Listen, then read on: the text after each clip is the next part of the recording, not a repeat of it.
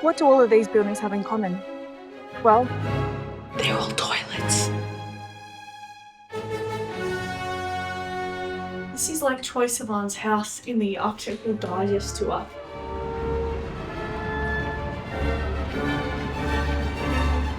And it's no surprise, in Japan, hospitality is paramount and every human need is considered. Even the really gross ones that people don't usually talk about on TV.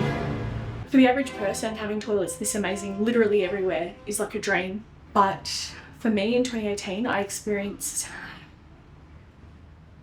Just roll the tape.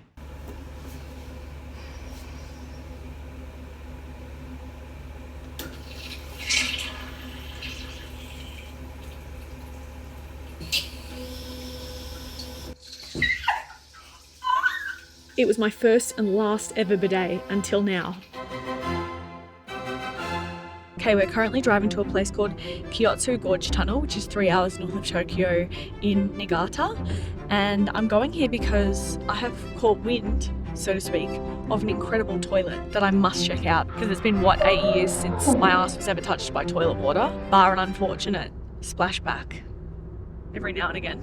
Because I think if I'm going to get my bidet virginity retaken, it has to be somewhere in nature for calming properties, because I fear this might push me to the edge. Kyotsu Gorge Tunnel was opened to the public in 2018 as part of a project to revitalise rural, depopulating areas through art. And what could be more revitalising than a peaceful poo with a view? And with no further ado, it was time to pull down my big girl pants. Son.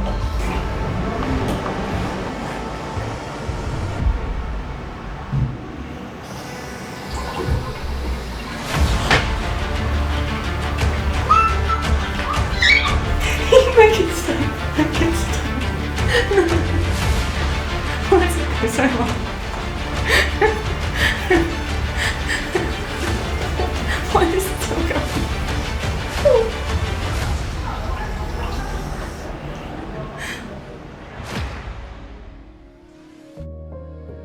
$500,000.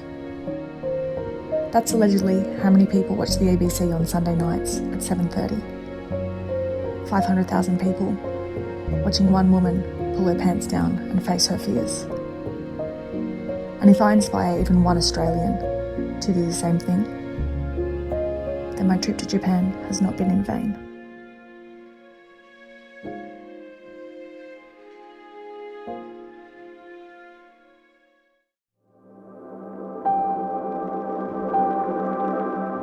Amasa 潜ってね、アワビおるかな思って湿とウツボがそしてするもんで、多分磯焼けのせいかな。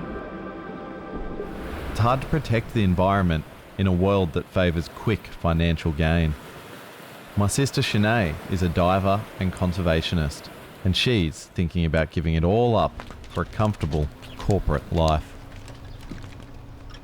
シニアへ私の名前はエルです。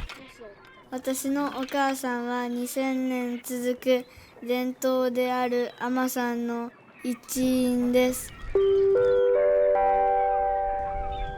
おはようございます。おのりの口焼けを行います。海女さんは海から貝や海藻などを取っていろんな地域の人に食べてもらっています。取りすぎないように気をつけながら活動します。多くの海女さんは年を取っています。当たり前やったんさ。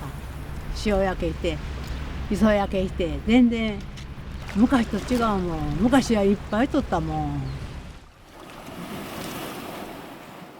研究者たちは水温計を使って調べて温暖化していると、そのため以前より海藻が少なくなっています。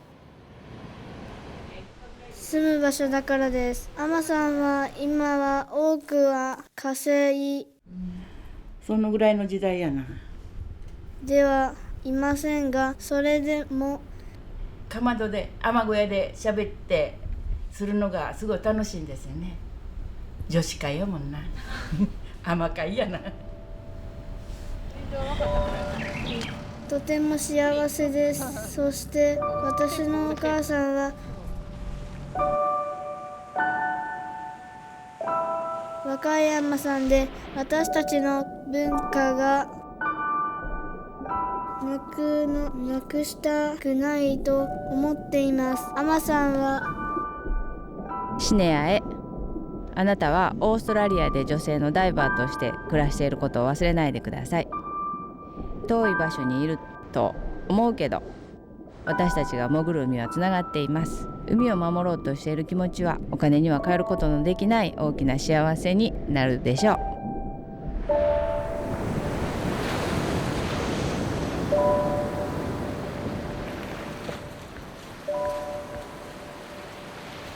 お母さんはあなたに伝えたいことがあるそうです。エルより。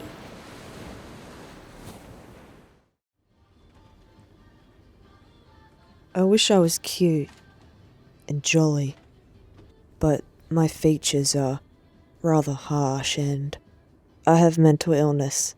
Maybe there's no hope for me unless I seek some serious help. 伝票失礼いたします。失礼いたします。お帰りなさいませ。カフェメイリッシュでお給仕しているミサです。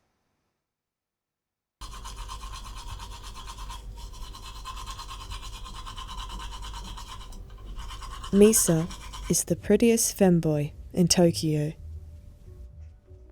Femboys, or otokonoko, are boys that enjoy a cute and feminine appearance.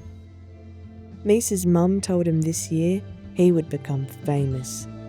But in my eyes, he's already a star.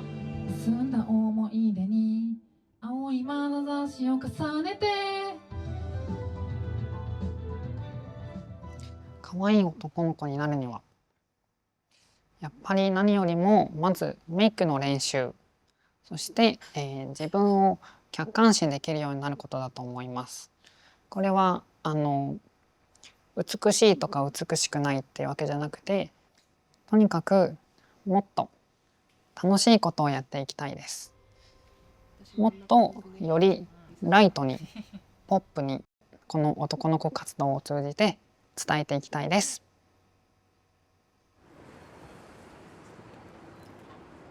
普段は会社員しているゆまです。最初に女装をした時はすごい変身したなっていうのがまず第一印象だったんですけど、と違う感じになれることで、なんかこう吐き出せるというか。なんか我が子みたいな、自分がメイクさせて変身させてる子はもうなんかちょっと我が子みたいなイメージにはなってますね。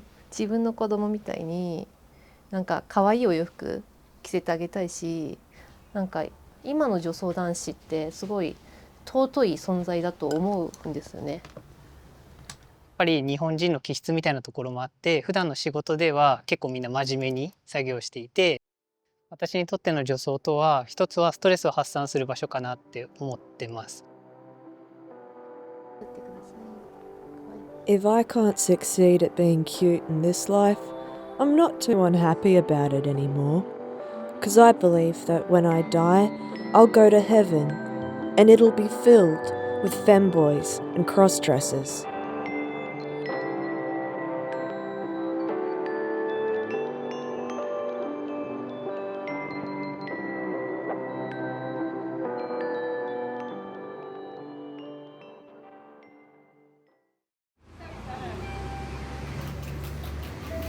私も西成の生まれて育ちました。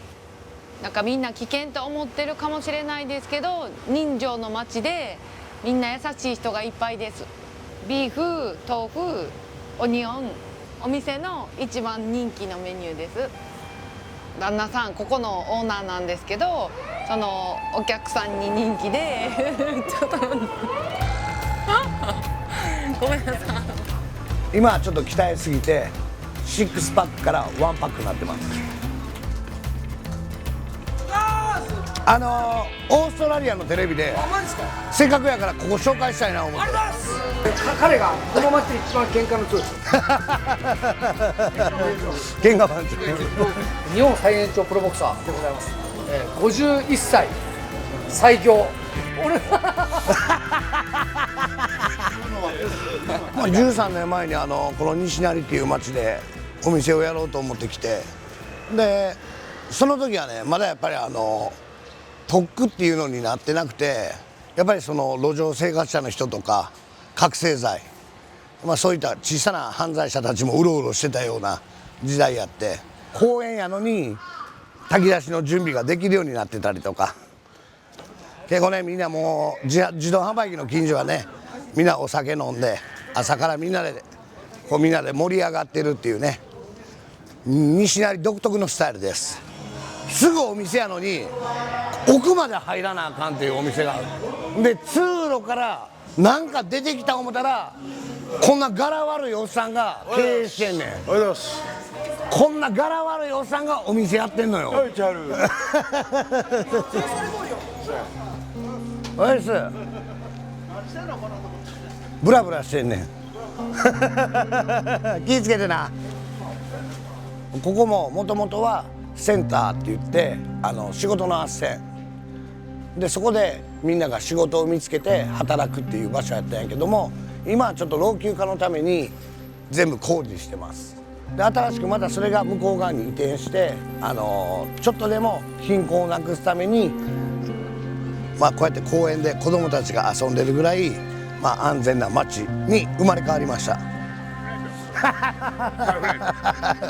My friend.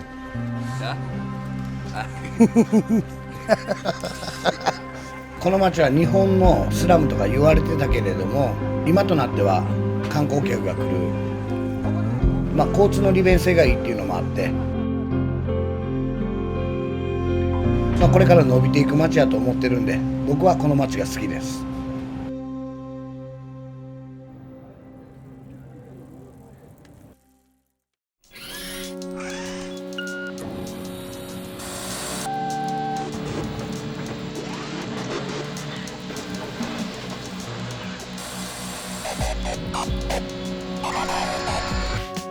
In Japan, imitation is rarely hidden.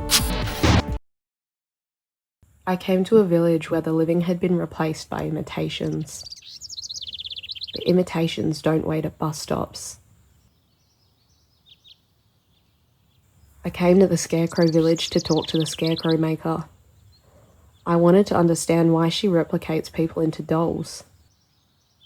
She hasn't left the village in 20 years. On the day I arrived, she left for the first time. Her dad was sick. She went with him to the hospital. Human. Human. The scarecrows sit very still, more patient than me. The village felt honest. Nobody here claimed to be alive. They never pretended to listen. They never spoke to fill the silence. I don't know what good is anymore.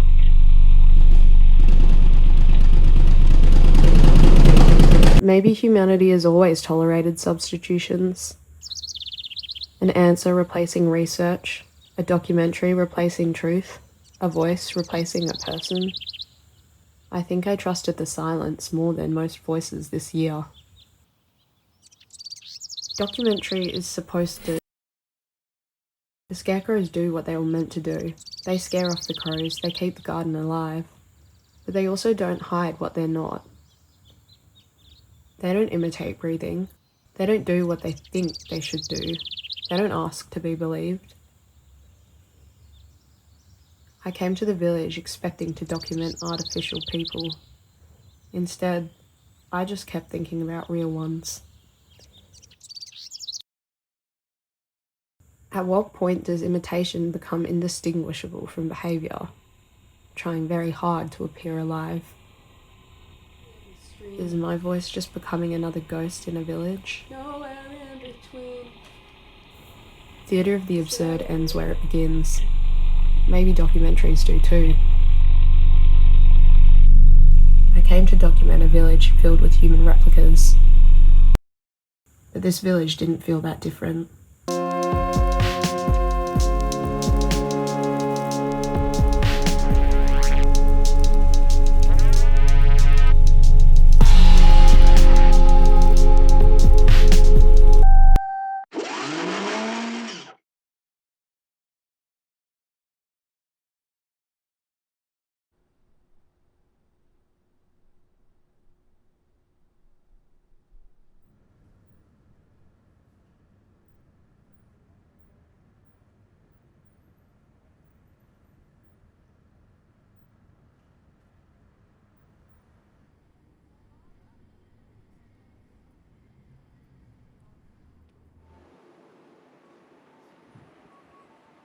Could you give us a quick tour of the book, like a quick skim of it? Yeah.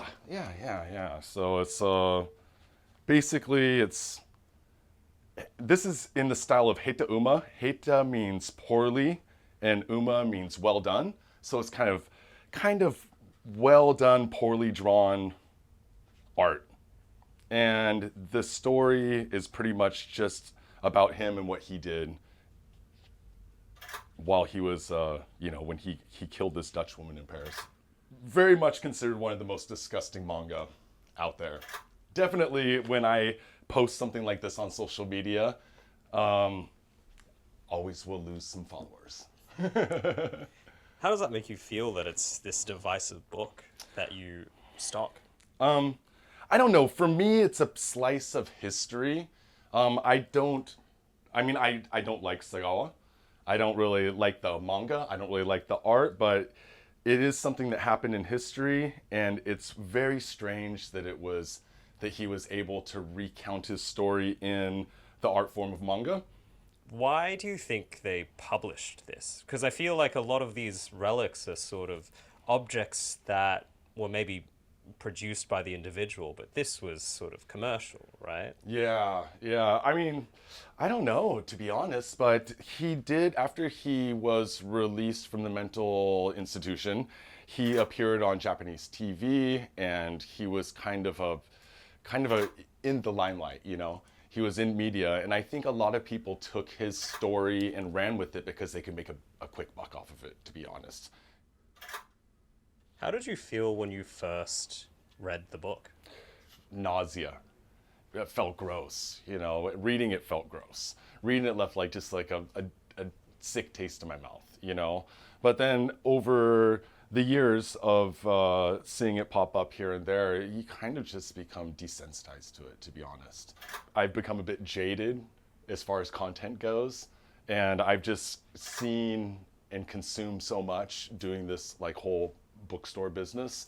If you're looking at it constantly, it just becomes, it's almost like you don't even see humans in it anymore.